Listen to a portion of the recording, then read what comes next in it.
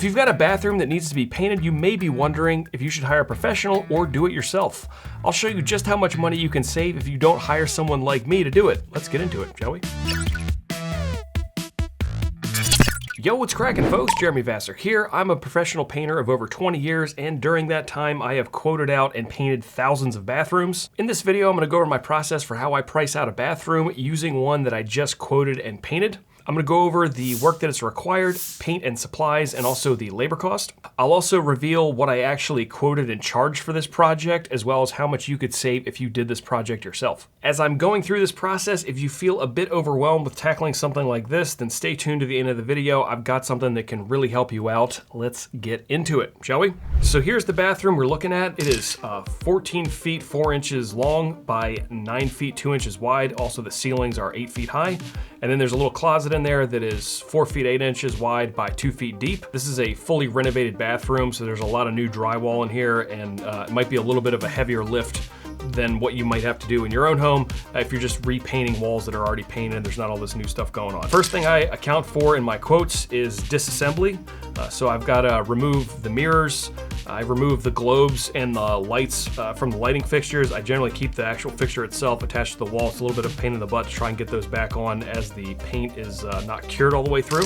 I'm also going to remove any of the towel bars, the toilet paper holder, things like that off the wall. Pull down that ceiling vent cover and things like that. Next up is going to be the prep. A lot of the trim in there is new, so I'm going to wood putty any of the nail holes, also caulk in any gaps that I see in the trim, in between the trim and the door, or even where trim is meeting itself. And then I've got to tape and tarp off a lot of things in that room, so I'm going to tape off any hardware that I can't pull off. I'm going to tarp off the entire shower because the tile went all the way up to the ceiling, and I don't want to get any paint on the fixtures and things like that, so I'll drape plastic all over that. The floor and the cabinetry all gets tarped off as well. And then in this room particularly, the tub needed to get plasticed off, and I used some drop cloths as well just to keep that from getting any paint on it. And then lastly, I've got a little bit of spackling to do in there.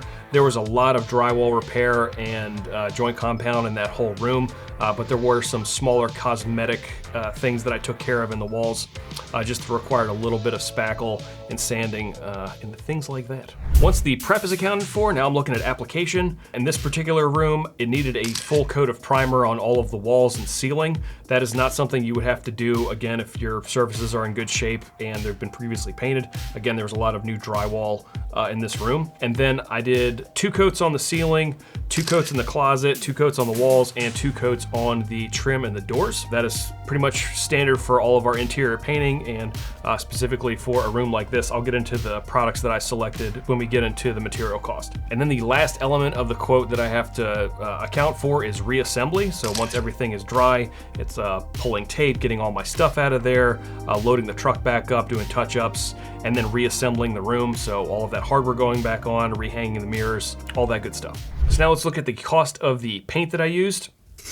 All right, so this is the product set that I went with, and this is my standard loadout for the majority of the bathrooms that I paint. I went with PrepRite Pro Block Primer for all of the priming needs of that room. This costs about $26 a gallon, at least at my cost. I went with Emerald Matte on the walls and the ceiling. I used untinted extra white on the ceiling in the main bathroom, and then on the interior of the closet as well. On the walls for the main bathroom, it was also Emerald Matte, but it was Rhinestone, 76.56 if you're into it. So that was just a gallon. So it was, again, 2 gallons of Emerald Matte total, and then a gallon of Emerald Urethane Trim Enamel and Semi-Gloss, which is what I used on all the trim and the doors. Emerald Matte costs about 55 bucks a gallon, and this is around like 56 for my cost. Roundabouts, what I paid for the paint for this project was $190, and again, that's pretty typical for a bathroom of that size. Onward to supplies. When I'm talking about supplies, I'm just talking about things that get used during the process that can't be reused. So that's things like wood putty, caulk, plastic, tape, inserts, roller covers, things like that. My cost on that is around 75 bucks. Next up would be tools. I don't really account for any tool costs because I have everything already. But if you were doing this yourself, that's something you need to account for. I'm not sure where you're coming from as far as how much paint gear you have starting out. I'm gonna go over that a little bit more when I assess how much this project like this might cost you if you did it yourself instead of hiring a professional. The last element of my estimate I have to consider is labor. I've done quite a number of these bathrooms, as I mentioned before, so I allot about 2.5 days of labor. which is about 20 hours, and multiply that by my hourly rate, which right now is humming around 60 bucks an hour. So that puts the labor costs right around $1,200. So if you add up paint, supplies, and labor, it's 1,465 bucks. One other thing I need to account for as a professional is I have other costs as well, like just general overhead, insurance, boring stuff like that. So I do have to add a little bit of butter onto my estimates as well. My total estimate for this job was $1,695. Now that I'm looking at it, I realize that I haven't invoiced this person yet, which I will do after I'm done filming this. So that's the total cost, right around 1,700 bucks for a bathroom like this. Keep in mind, depending on when you are watching this video, prices may have varied, particularly on paint. The costs tend to keep going up over time, so it just depends on how far in the future you're watching this video. Also, labor costs can vary depending on the crew that you're hiring, and then also what area you're operating in. I know in my area, this is a very common labor rate. For reference, if you were this client and you got 5 estimates, I would probably be the second highest.